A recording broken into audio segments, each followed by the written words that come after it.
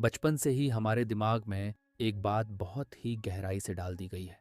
एक ऐसा झूठ जिसे हमने अपने आसपास के माहौल, अपने स्कूल और सोसाइटी के प्रेशर में आकर एक पत्थर की लकीर मान लिया है।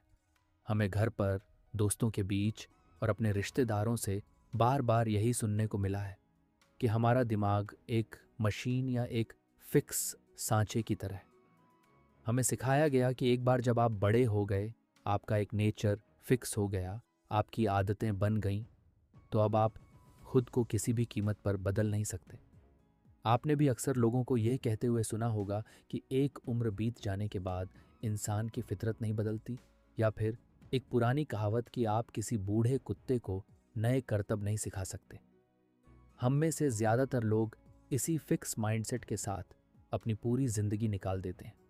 हमें लगने लगता है कि अगर हम बचपन से पढ़ाई में कमज़ोर हैं या हमें मैथ्स समझ नहीं आती, तो हम हमेशा ऐसे ही डल रहेंगे।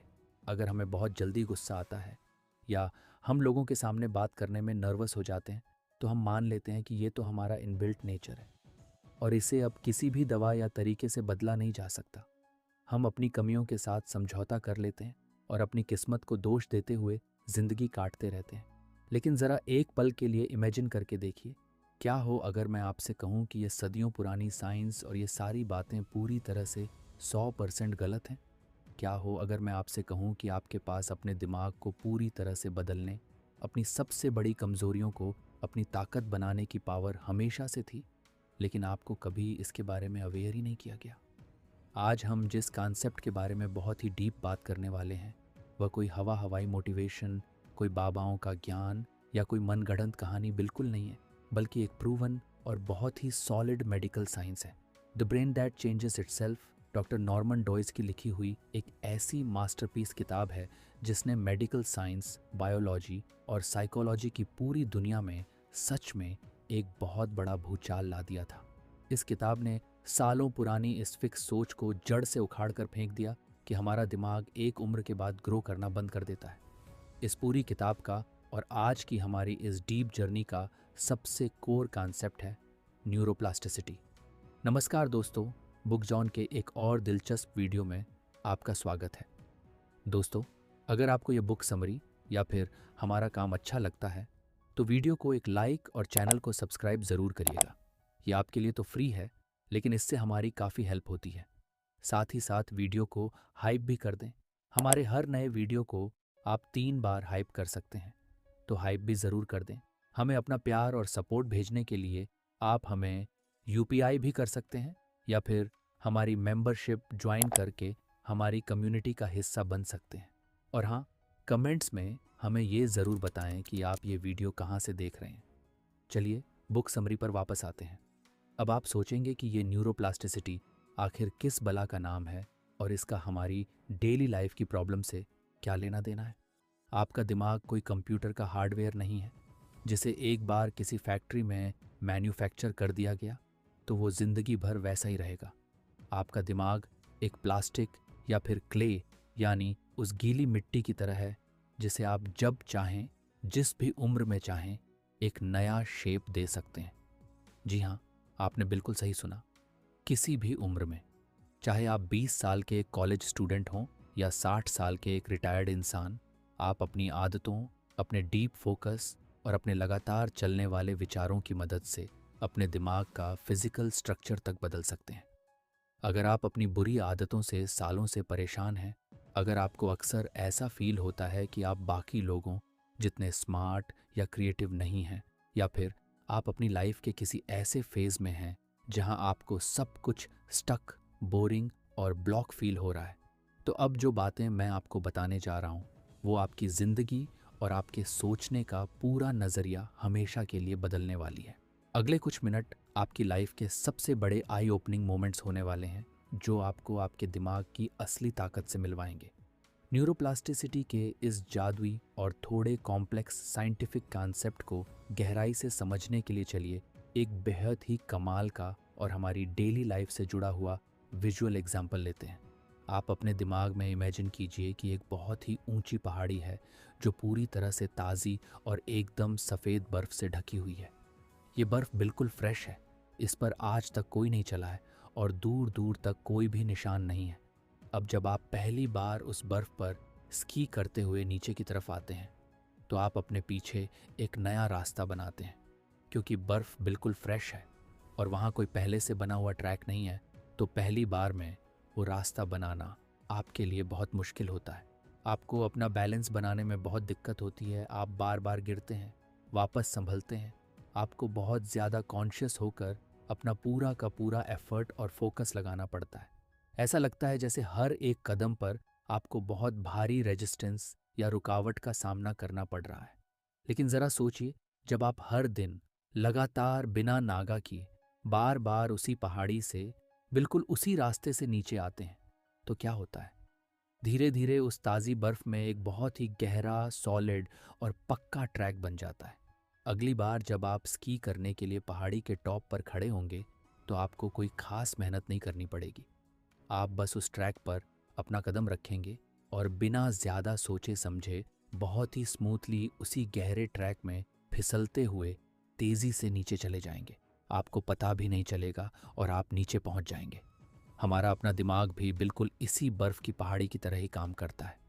जब हम अपनी लाइफ में कोई भी नया काम पहली बार करते हैं, चाहे वो गिटार बजाना सीखना हो, किसी नई भाषा को सीखना हो या सुबह जल्दी उठने की कोशिश करना हो, तो हमारे दिमाग के अंदर मौजूद न्यूरॉन्स आपस में मिलकर एक नया कनेक्शन बनाते हैं, एक नया रास्ता बनाते हैं। जब हम उस काम को बार बार रिपीट करते हैं, बिना रुके करते हैं, तो वो न्यूरल कनेक्शन इतना गहरा और इतना ज़्यादा मजबूत हो जाता है कि वो हमारी परमानेंट आदत या हमारा सबकॉन्शियस पैटर्न बन जाता है। न्यूरोसाइंस की दुनिया में इसके लिए एक बहुत ही फेमस और पावरफुल कोट इस्तेमाल किया जाता है कि neurons that fire together wire together. इसका सीधा सा मतलब ये है कि जिन न्यूरॉन्स का एक साथ बार बार इस्तेमाल होता है वो आपस में एक मजबूत तार की तरह बहुत गहराई से जुड़ जाते हैं और आपके दिमाग के अंदर एक ऐसा एक्सप्रेस हाईवे बना लेते हैं जिस पर आपके विचार बिना किसी रुकावट के दौड़ते हैं। उदाहरण के लिए, अगर आपकी आदत है कि आप सुबह आंख खुलते ही सबसे पहले अपना फ़ोन चेक करते हैं, तो आपने अनजाने में अपने दिमाग के अंदर फ़ोन चेक करने वाला वो बर्फ़ का ट्रैक बहुत ज़्यादा गहरा कर लिया है। अब आपको इसके लिए कोई कॉन्शियस डिसीजन नहीं लेना पड़ता। आपका हाथ अपने आप आपकी मर्ज़ी के बिना भी फ़ोन की तरफ चला जाता है। लेकिन न्यूरोप्लास्टिसिटी की सबसे खूबसूरत और मोटिवेटिंग बात ही यही है कि ये हमें एक नई आज़ादी देती है। ये साइंस हमें बताती है कि हम अपने पुराने, खराब हो चुके और टॉक्सिक ट्रैक को हमेशा के लिए छोड़कर एक बिल्कुल नया ट्रैक बना सकते हैं। हाँ, ये सच है कि जब आप शुरू में उस नए ट्रैक पर चलने की कोशिश करेंगे, जैसे फ़ोन उठाने की बजाय कोई किताब पढ़ने की कोशिश करेंगे या अपनी किसी पुरानी और ज़िद्दी आदत को तोड़ने की कोशिश करेंगे, तो वो आपको हद से ज़्यादा अनकंफर्टेबल लगेगा। आपका दिमाग आपसे चीख चीख कर कहेगा कि ये नया काम बहुत बोरिंग और मुश्किल है, वापस पुराने और आसान रास्ते पर चलो, क्योंकि वो बहुत फैमिलियर है। लेकिन अगर आप उस अनकंफर्टेबल जोन में टिके रहें, अगर आपने उस शुरुआती दर्द और रेजिस्टेंस को पार कर लिया, तो धीरे धीरे आपका दिमाग खुद को रिवायर कर लेगा और वो नया रास्ता ही आपकी ज़िंदगी का डिफ़ॉल्ट और नॉर्मल रास्ता बन जाएगा। अब शायद आप में से कुछ लोगों को लग रहा होगा कि ये सारी बातें सुनने में तो बहुत अच्छी लगती हैं, एक अच्छी मोटिवेशनल स्पीच या किसी सेल्फ हेल्प गुरु की बातों की तरह लगती है। लेकिन क्या सच में ऐसा रियल लाइफ में होता है? क्या सच में एक आम इंसान का दिमाग खुद को इस एक्सट्रीम लेवल तक बदल सकता है? चलिए मैं आपको इस किताब के पन्नों से निकाल कर कुछ ऐसे real life medical case studies बताता हूँ जिन्हें सुनने के बाद आपके सच में होश उड़ जाएंगे और आपको अपने ही दिमाग की उस छुपी हुई ताकत पर 100% यकीन होने लगेगा जिसे आपने आज तक कभी यूज़ ही नहीं किया। सबसे पहले बात करते हैं चेरिल नाम की एक महिला की दिल दहला देने वाली कहानी की। चेरिल की ज़िंदगी बिल्कुल नॉर्मल चल रही थी जब तक कि उसे एक बहुत ही अजीब, रेयर और ख़तरनाक बीमारी ने नहीं घेर लिया। उसके दिमाग का वो हिस्सा पूरी तरह से डैमेज हो चुका था जो हमारे शरीर का बैलेंस बनाने का काम करता है, जिसे हम वेस्टिबुलर सिस्टम कहते हैं। ज़रा इमेजिन करके देखिए कि आपको हर वक्त, हर सेकंड ऐसा महसूस हो रहा हो जैसे आप किसी गहरी खाई में गिर रहे हैं, जैसे जिस ज़मीन पर आप खड़े हैं वो अचानक से खिसक गई हो। चेरिल की हालत इतनी ज़्यादा ख़राब थी कि वो बिना किसी सहारे के एक पल के लिए भी खड़ी नहीं हो सकती थी। वो जैसे ही खड़ी होने की कोशिश करती, वो फर्श पर गिर जाती थी। उसका रूम हमेशा घूमता रहता था।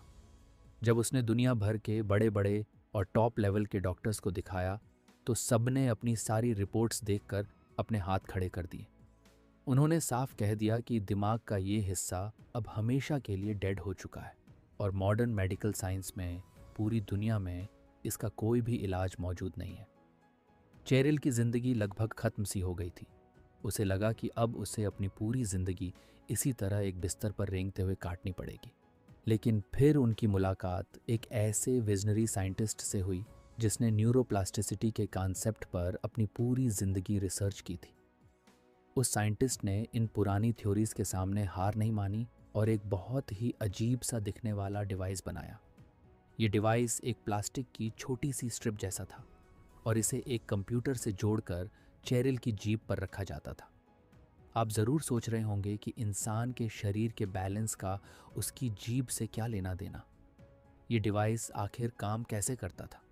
जब भी चेरिल अपना बैलेंस खोकर किसी भी तरफ गिरने वाली होती थी, तो वो डिवाइस उसकी जीभ पर उस डायरेक्शन के हिसाब से हल्के हल्के इलेक्ट्रिक सिग्नल्स भेजता था। ये एक तरह की टिकलिंग या झुनझुनी जैसा सेंसेशन था। शुरू में चेरिल को कुछ समझ नहीं आया कि ये क्या हो रहा है और इस अजीब से गैजेट का क्या फ़ायदा होगा। लेकिन फिर जो हुआ वो मेडिकल हिस्ट्री में किसी बहुत बड़े चमत्कार से कम नहीं था। कुछ ही हफ्तों की लगातार इंटेंस प्रैक्टिस और उस डिवाइस के कंटिन्यूअस इस्तेमाल के बाद चेरिल के दिमाग ने खुद को पूरी तरह से रिवायर कर लिया। क्योंकि उसके कान के अंदर मौजूद बैलेंस सिस्टम पूरी तरह से डैमेज हो चुका था और वहाँ से कोई सिग्नल नहीं आ रहा था, तो उसके दिमाग ने हार मानने के बजाय एक नया और ऑल्टरनेट रास्ता निकाल लिया। उसका दिमाग अब कान के बजाय उसकी जीभ से आने वाले उन इलेक्ट्रिक सिग्नल्स को पढ़ने लगा था और उसी के बेस पर शरीर के हर एक मसल को बैलेंस करने का कमांड देने लगा था। मेडिकल हिस्ट्री में ऐसा अजूबा पहले कभी नहीं देखा गया था। एक महिला जो बिना गिरे एक कदम भी नहीं चल सकती थी, वो धीरे धीरे एकदम नॉर्मल लाइफ जीने लगी। उसका दिमाग खुद को इस हद तक बदल चुका था और उसने जीभ से दिमाग तक जाने वाले उन नए न्यूरल पाथवेज को इतना ज़्यादा मजबूत कर लिया था कि एक समय के बाद उस डिवाइस को पूरी तरह से हटाने के बाद भी वो बिना गिरे आराम से चल पा रही थी। उसका दिमाग अब हमेशा के लिए बदल चुका था। ये है न्यूरोप्लास्टिसिटी की असली ताकत, जो एक इंसान को मौत और हताशा के मुंह से निकालकर वापस उसकी पूरी की पूरी जिंदगी लौटा सकती है। और अगर आपको लगता है कि चेरिल का केस सिर्फ एक इकलौता चमत्कार था या कोई तुक्का था, तो चलिए एक और हैरान कर देने वाले एग्जाम्पल की तरफ चलते हैं, जो आपको सोचने पर मजबूर कर देगा कि इंसानी दिमाग की कोई लिमिट नहीं है। सालों से मेडिकल साइंस का एक बहुत ही कड़वा और डार्क सच था, जिसे दुनिया भर के न्यूरोलॉजिस्ट्स ने पत्थर की लकीर मानकर एक्सेप्ट कर लिया था। ये माना जाता था कि अगर किसी इंसान को लकवा मार जाए, जिसे हम आम भाषा में स्ट्रोक कहते हैं, और उस स्ट्रोक की वजह से उसके दिमाग का कोई पर्टिकुलर हिस्सा डेड हो जाए, तो वो इंसान अपनी ज़िंदगी भर अपने उस लकवे वाले अंग को हिला नहीं सकता। डॉक्टर्स ऐसे पेशेंट्स को हमेशा यही सलाह देते थे कि जो हाथ या पैर अभी काम कर रहा है, उसी से अपनी बाकी की ज़िंदगी जीने की आदत डाल लो, व्हील चेयर एक्सेप्ट कर लो और अपने लकवे वाले हिस्से को हमेशा के लिए भूल जाओ। लेकिन डॉक्टर एडवर्ड टॉब नाम के एक रिसर्चर इस बात को मानने के लिए बिल्कुल भी तैयार नहीं थे। उन्होंने न्यूरोप्लास्टिसिटी के प्रिंसिपल्स का इस्तेमाल करके एक ऐसी रेडिकल और out of the box therapy बनाई जिसने स्ट्रोक के इलाज का पूरा तरीका ही बदल कर रख दिया। उन्होंने जो किया वो पहली बार में सुनने में बहुत क्रूर, निर्दयी या अजीब लग सकता है, लेकिन उसका रिजल्ट इतना मैजिकल था कि उसने मेडिकल साइंस की किताबें दोबारा लिखने पर मजबूर कर दिया। उन्होंने स्ट्रोक के पेशेंट्स के उस हेल्दी हाथ को एक स्लिंग या पट्टी से पूरी तरह बांध दिया, जो बिल्कुल सही काम कर रहा था। अब उन पेशेंट्स के पास अपने सारे डेली काम करने के लिए, चाहे वो खाना खाना हो, पानी पीना हो या कपड़े पहनना हो, सिर्फ और सिर्फ वही हाथ बचा था जिसमें लकवा मार गया था और जो बिल्कुल बेजान था। शुरुआत में ये पूरा प्रोसेस पेशेंट्स के लिए हद से ज़्यादा फ्रस्ट्रेटिंग, दर्दनाक और रुला देने वाला एक्सपीरियंस था। उन्हें एक छोटा सा प्लास्टिक का कप उठाने या अपनी शर्ट का एक बटन बंद करने के लिए भी अपने डेड हो चुके हाथ से घंटों जद्दोजहद करनी पड़ती थी। वो रोते थे, परेशान होते थे, डिप्रेशन में चले जाते थे, लेकिन डॉक्टर टॉब ने उन्हें हार नहीं मानने दी। वो लगातार पेशेंट्स को पुश करते रहे कि वो अपने उसी लकवे वाले हाथ का ही इस्तेमाल करें, चाहे कितना भी वक्त क्यों ना लगे। और फिर कुछ ही महीनों की इस इंटेंस और दर्दनाक ट्रेनिंग के अंदर दुनिया ने वो देखा जिसे साइंस में हमेशा से इम्पॉसिबल माना जाता था। जिन लोगों के हाथ सालों से बेजान पड़े थे, जिनमें कोई सेंसेशन नहीं था, वो धीरे धीरे अपने हाथों को हिलाने लगे। पहले एक उंगली हिली, फिर कलाई और फिर पूरा हाथ। वो खुद से अपना खाना खाने लगे, चीज़ों को पकड़ने लगे और अपने सारे काम खुद करने लगे। जब इन रिकवर हो चुके पेशेंट्स के दिमाग का फंक्शनल एमआरआई स्कैन किया गया तो साइंटिस्ट्स के सच में होश उड़ गए। वो अपनी स्क्रीन पर जो देख रहे थे उस पर उन्हें यकीन नहीं हो रहा था। उन पेशेंट्स के दिमाग के जिस हिस्से में स्ट्रोक आया था वो हिस्सा तो अभी भी डेड ही था, लेकिन लगातार मेहनत, इंटेंस फोकस और उस बेजान हाथ को यूज़ करने की एक्सट्रीम मजबूरी की वजह से उनके दिमाग ने अपने उस डेड हिस्से का सारा काम दिमाग के किसी दूसरे एकदम हेल्दी हिस्से को ट्रांसफ़र कर दिया था। दिमाग ने अपने अंदर एक पूरी नई वायरिंग कर ली थी, एक नया नक्शा तैयार कर लिया था ताकि वो उस बेजान हाथ को किसी दूसरे ऑल्टरनेट रूट से दोबारा कंट्रोल कर सके। ये सारी कहानियाँ कोई हॉलीवुड की साइंस फिक्शन मूवी का हिस्सा नहीं है, बल्कि ये साबित करती हैं कि हमारा दिमाग किसी भी लेवल के डैमेज, किसी भी एक्सट्रीम कमज़ोरी और लाइफ की किसी भी बुरी सिचुएशन से बाहर निकलने का रास्ता खुद अपने अंदर क्रिएट कर सकता है। अगर दिमाग को सही तरीके से चैलेंज किया जाए तो वो नामुमकिन को भी मुमकिन बना सकता है। लेकिन अब हम इस पूरी कहानी और इस कॉन्सेप्ट के एक बहुत ही क्रिटिकल, सीरियस और डार्क पॉइंट पर आते हैं जिसे समझना आपके लिए सबसे ज़्यादा ज़रूरी है। इसके बिना न्यूरोप्लास्टिसिटी की आपकी नॉलेज बहुत अधूरी और ख़तरनाक साबित हो सकती है। अभी तक हमने न्यूरोप्लास्टिसिटी को एक मैजिकल सुपर पावर की तरह देखा है जो हमारी ज़िंदगी में बड़े से बड़ा चमत्कार कर सकती है। लेकिन जैसा कि हम सब जानते हैं, दुनिया में हर सुपर पावर के साथ एक बहुत बड़ी रिस्क और एक बहुत बड़ी जिम्मेदारी भी जुड़ी होती है। हर तेज़ रोशनी के पीछे एक गहरी परछाई होती है और हर सुपर पावर का एक डार्क साइड भी होता है। ऑथर इस किताब में बहुत ही कड़े शब्दों में चेतावनी देते हैं कि न्यूरोप्लास्टिसिटी हमेशा अपने साथ एक प्लास्टिक पैराडॉक्स लेकर आती है। इसका सीधा सा मतलब ये है कि आपका दिमाग बाय डिफ़ॉल्ट पूरी तरह से अंधा है। उसे बिल्कुल नहीं पता कि आपकी लाइफ के लिए क्या सही है और क्या गलत है। उसे good habits and bad habits में कोई फ़र्क नहीं पता। वो सिर्फ इतना जानता है कि आप जो भी काम बार बार करेंगे, जिस भी चीज़ पर अपना मैक्सिमम टाइम और फोकस डालेंगे, वो उसी काम के लिए खुद को रिवायर कर लेगा। आपका दिमाग सिर्फ अच्छी आदतों, नई स्किल्स सीखने या आपकी हेल्थ को बेहतर बनाने के लिए ही खुद को नहीं बदलता, बल्कि वो बुरी चीज़ों, खतरनाक आदतों और सेल्फ डिस्ट्रक्टिव पैटर्न्स के लिए भी उतनी ही या शायद उससे भी ज़्यादा तेज़ी से खुद को रिवायर कर सकता है। और अगर हम आज के इस मॉडर्न डिजिटल दौर की बात करें तो हम जाने अनजाने में हर दिन अपने दिमाग के साथ यही भयंकर खिलवाड़ कर रहे हैं। ज़रा शांति से बैठकर गहराई से सोचिए, अगर आप सुबह उठने से लेकर रात को सोने तक सिर्फ अपने फ़ोन पर शॉर्ट्स या रील्स स्क्रॉल करते रहते हैं, लगातार इंटरनेट पर नेगेटिव और डरावनी न्यूज़ पढ़ते रहते हैं, या फिर दिन भर जंक फूड खाते हुए बिना कोई फिजिकल एक्टिविटी किए सोफे पर पड़े रहते हैं, तो आपको लग रहा होगा कि आप बस अपना टाइम पास कर रहे हैं या ऑफिस के बाद रिलैक्स कर रहे हैं। लेकिन असलियत में न्यूरोसाइंस के नज़रिए से आप अपने दिमाग को इन सभी फालतू और टॉक्सिक चीज़ों का एक बहुत बड़ा मास्टर और एक्सपर्ट बना रहे हैं। आप अनजाने में बिना सोचे समझे अपने खुद के दिमाग को सीवियर डिप्रेशन, भयानक एंग्जाइटी, ओवरथिंकिंग और ऐसे आलस के लिए रिवायर कर रहे हैं जिसका कोई इलाज नहीं है। आपके दिमाग के न्यूरॉन्स इन बुरी आदतों के लिए इतने मजबूत रास्ते बना रहे हैं कि कल को आप चाहकर भी इनसे बाहर नहीं निकल पाएंगे। अगर आप हर छोटी बात पर चिंता करते हैं तो आपका दिमाग एक चिंता करने की मशीन बन जाता है। जो लोग घंटों तक इंटरनेट पर पोर्नोग्राफी देखते हैं या जो लोग ड्रग्स, सिगरेट और शराब के डीप एडिक्शन में फंसे हुए हैं, उनके साथ भी बिल्कुल यही साइंस काम कर रही है। ये सारी बुरी आदतें और एडिक्शंस आपके दिमाग के डोपामीन सिस्टम को पूरी तरह से हाईजैक कर लेते हैं।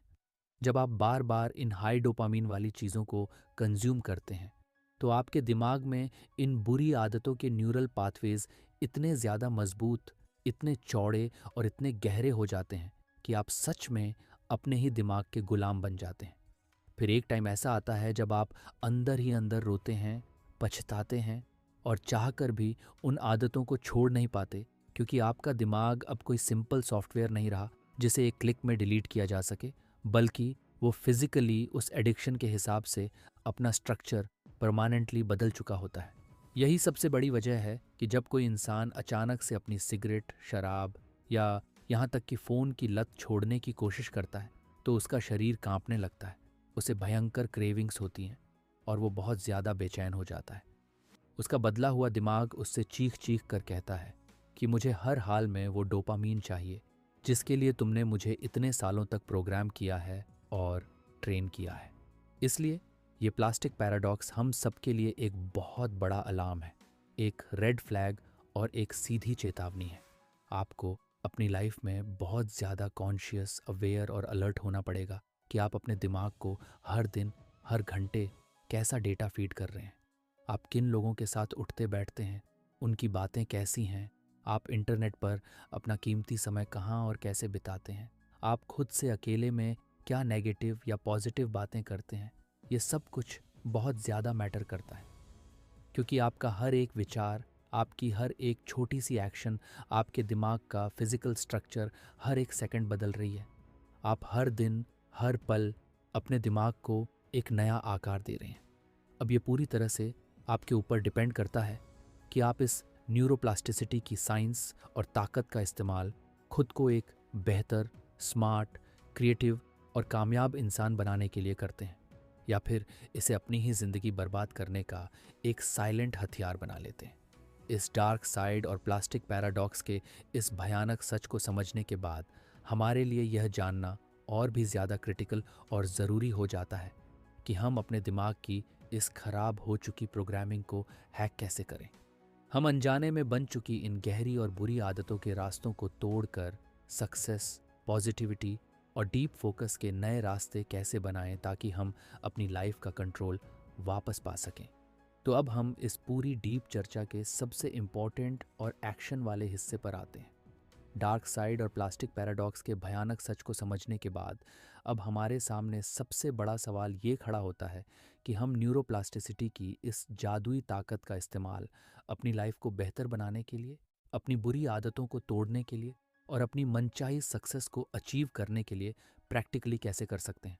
और डॉक्टर नॉर्मन डॉयज ने अपनी रिसर्च के आधार पर इसके लिए कुछ बहुत ही सॉलिड, साइंटिफिक और प्रैक्टिकल तरीके बताए हैं, जिन्हें अगर आप आज से ही अपनी ज़िंदगी में फॉलो करना शुरू कर दें तो आप अपने दिमाग की वायरिंग को पूरी तरह से हैक कर सकते हैं और उसे अपनी मर्जी के हिसाब से चला सकते हैं। इसमें सबसे पहला और सबसे ज़रूरी तरीका है इंटेंस फोकस, यानी कि बहुत ही गहरा ध्यान। हम में से ज़्यादातर लोग अपनी डेली लाइफ में ये गलती करते हैं कि जब भी हम कोई नई स्किल सीखने की कोशिश करते हैं या अपनी कोई पुरानी बुरी आदत तोड़ने की कोशिश करते हैं तो हम उसे बहुत ही कैजुअल तरीके से करते हैं। हम बोरियत के साथ, डिस्ट्रैक्शन से घिरे हुए या आधे अधूरे मन से बदलाव लाने की कोशिश करते हैं। लेकिन ऑथर बहुत ही क्लियरली समझाते हैं कि आपका दिमाग खुद को तब बिल्कुल भी नहीं बदलता जब आप कोई काम बिना ध्यान के या किसी डिस्ट्रक्शन के साथ करते हैं। अगर आपको अपने न्यूरॉन्स के बीच एक नया और मजबूत कनेक्शन बनाना है तो आपको लेज़र शार्प फोकस चाहिए होगा। जब आप फुल अटेंशन के साथ अपना पूरा जोर लगाकर कोई काम करते हैं तो आपके दिमाग के अंदर कुछ खास तरह के केमिकल्स रिलीज होते हैं जो न्यूरोप्लास्टिसिटी के प्रोसेस को ट्रिगर करते हैं। ये केमिकल्स एक तरह से आपके दिमाग को अलर्ट सिग्नल देते हैं कि जो काम अभी हो रहा है वो बहुत इम्पॉर्टेंट है और इसके लिए दिमाग का फिजिकल स्ट्रक्चर बदलना ही पड़ेगा। इसलिए अगली बार जब आप कुछ नया सीखें या कोई मुश्किल काम करें तो अपने फ़ोन को दूर रख दें और अपनी पूरी एनर्जी सिर्फ उसी एक काम में झोंक दें, तभी आपका दिमाग रिवायर होना शुरू होगा। दूसरा सबसे पावरफुल तरीका है रेपिटेशन, यानी किसी चीज़ को बार बार दोहराना। आपको वो बर्फ़ की पहाड़ी वाला एग्जाम्पल तो याद ही होगा जिसके बारे में हमने शुरुआत में बात की थी। क्या एक बार उस ताज़ी बर्फ पर स्की करने से एक पक्का रास्ता बन जाता है? बिल्कुल नहीं। एक पक्का और गहरा रास्ता बनाने के लिए आपको बार बार उस पहाड़ी से नीचे आना पड़ता है। ठीक इसी तरह से जब आप कोई नई आदत डालना चाहते हैं, मान लीजिए आप सुबह जल्दी उठने की आदत डालना चाहते हैं, हेल्दी खाना खाना चाहते हैं या रोज़ वर्कआउट करना चाहते हैं, तो शुरू के 21 से 30 दिन आपके लिए बहुत ज़्यादा पेनफुल होंगे। आपको ऐसा लगेगा जैसे आप अपने ही दिमाग से कोई बहुत बड़ी जंग लड़ रहे हैं, क्योंकि उस वक्त आप असल में अपने दिमाग के अंदर एक बिल्कुल नया न्यूरल पाथवे बना रहे होते हैं। आपका दिमाग बार बार आलस के पुराने और आसान रास्ते पर जाना चाहता है। वो आपको हजार बहाने देगा, लेकिन आपको उसे बार बार घसीट कर नए रास्ते पर लाना होगा। बस आपको किसी भी तरह से उस अनकंफर्टेबल और दर्द वाले फेज में हार नहीं माननी है। एक बार आपने लगातार एक्शन लेकर वो नया रास्ता गहरा कर लिया, तो फिर आपका दिमाग उस काम को पूरी तरह से ऑटोमेटिक कर देगा और फिर आपको उस काम को करने के लिए किसी बाहरी मोटिवेशन की ज़रूरत नहीं पड़ेगी। इसके बाद ऑथर एक ऐसे तरीके के बारे में बताते हैं जो शायद इस पूरी किताब का सबसे ज़्यादा माइंड ब्लोइंग और हैरान कर देने वाला फैक्ट है, और वो है मेंटल प्रैक्टिस, यानी विजुअलाइजेशन। अक्सर हम सोचते हैं कि सिर्फ ख्यालों में सोचने से या आंखें बंद करके इमेजिन करने से क्या होता है, ये सब तो सिर्फ बातें हैं। लेकिन हार्वर्ड यूनिवर्सिटी में हुई एक बहुत ही फेमस रिसर्च ने पूरी दुनिया को चौंका दिया था। उस रिसर्च में पाया गया कि जिन लोगों ने सच में पियानो बजाने की फिजिकल प्रैक्टिस की, उनके दिमाग का स्ट्रक्चर तो बदला ही, लेकिन जिन लोगों ने पियानो को हाथ भी नहीं लगाया और सिर्फ आंखें बंद करके पूरे फोकस के साथ इमेजिन किया था या विजुअलाइज किया था कि वो पियानो बजा रहे हैं, उनके दिमाग के स्कैन में भी बिल्कुल वैसे ही फिजिकल बदलाव देखे गए जैसे सच में पियानो बजाने वालों के दिमाग में आए थे। इसका सीधा सा साइंटिफिक मतलब ये है कि आपका दिमाग हकीकत में और आपकी बहुत गहरी इमेजिनेशन में कोई फ़र्क नहीं कर पाता है। दुनिया के बड़े बड़े ओलंपिक एथलीट्स भी मैदान में जाने से पहले अपनी जीत को इसी तरह मेंटली विजुअलाइज करते हैं।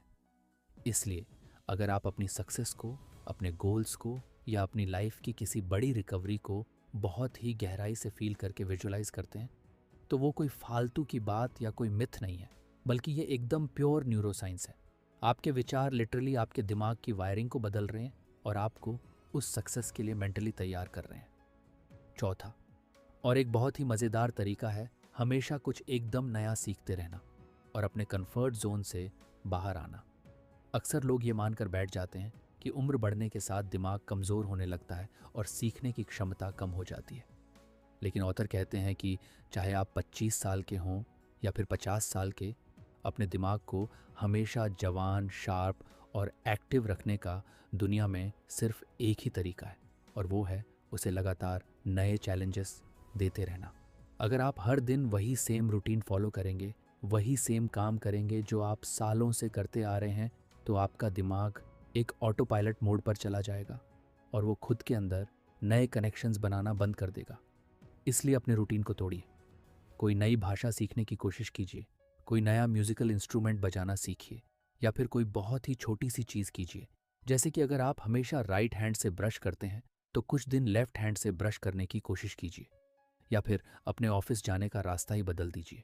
जब आप कोई भी ऐसा काम करते हैं जो आपके लिए एकदम नया और अनजाना होता है, तो आपका दिमाग शॉक में आ जाता है और वो उस सिचुएशन को हैंडल करने के लिए तेज़ी से नए न्यूरल कनेक्शंस बनाने पर मजबूर हो जाता है।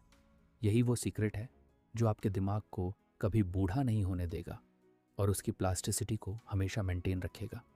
दोस्तों, अगर हम इस पूरी जर्नी को समराइज़ करें तो the brain that changes itself कोई आम सेल्फ हेल्प किताब नहीं है। ये हम इंसानों के लिए उम्मीद की एक बहुत बड़ी किरण है। ये इस बात का जीता जागता साइंटिफिक प्रूफ है कि आप अपने पास्ट के कैदी नहीं हैं। दुनिया ने, आपके रिश्तेदारों ने या सोसाइटी ने आप पर जो भी ठप्पा लगा दिया है वो फाइनल नहीं है। आपके जेनेटिक्स कैसे हैं, आपका बचपन कैसे माहौल में बीता है, या फिर आपने अपने पास्ट में कितनी भी बड़ी गलतियां क्यों ना की हों, ये सारी चीज़ें आपका फ्यूचर डिसाइड बिल्कुल नहीं करती। आपको ये समझना होगा कि आपके सर के अंदर दुनिया का सबसे एडवांस्ड, सबसे कॉम्प्लेक्स, सबसे फ्लेक्सिबल और सबसे पावरफुल सुपर कंप्यूटर रखा हुआ है, जो हर एक पल, हर एक सेकंड खुद को अपग्रेड और अपडेट करने के लिए तैयार बैठा है। शर्त बस इतनी सी है कि आपको उस सुपर कंप्यूटर का प्रोग्रामर खुद बनना पड़ेगा। आप इसका कंट्रोल अपनी बुरी आदतों, अपने मोबाइल फ़ोन, सोशल मीडिया या अपने आसपास के नेगेटिव माहौल के हाथों में नहीं छोड़ सकते। अगर आप आज और अभी ये पक्का फैसला करते हैं कि आपको अपनी लाइफ बदलनी है और उस बदलाव के लिए आप सिर्फ ख्याली पुलाव नहीं पकाते बल्कि लगातार एक्शन लेते हैं, बार बार उस नए ट्रैक पर चलते हैं और अपने दिमाग को सही डायरेक्शन देते हैं, तो विज्ञान चीख चीख कर कहता है कि आपका दिमाग आपको सपोर्ट करने के लिए अपना पूरा का पूरा फिजिकल ढांचा तक बदल देगा। वो आपके लिए ऐसे नए रास्ते खोल देगा जो आपने कभी सपने में भी इमेजिन नहीं किए होंगे। तो आज ही से, बल्कि इसी पल से अपने दिमाग को सही डायरेक्शन में रिवायर करना शुरू करें। अपनी किसी भी एक छोटी सी बुरी आदत को पकड़ें और उस पर आज से ही अपना लेज़र शार्प फोकस लगाकर उसे पॉजिटिविटी में बदलना शुरू करें। अगर इस वीडियो ने आपके सोचने का नज़रिया थोड़ा सा भी बदला है और आपको आपके ही दिमाग की असली और छुपी हुई ताकत से मिलवाया है, तो इसे लाइक ज़रूर करें और मुझे कमेंट्स में पूरी ईमानदारी से बताएं कि आप अपनी कौन सी बुरी आदत को आज से रिवायर करने वाले हैं। हमेशा कुछ नया सीखते रहिए, खुद को चैलेंज करते रहिए और अपनी ज़िंदगी में लगातार आगे बढ़ते रहिए।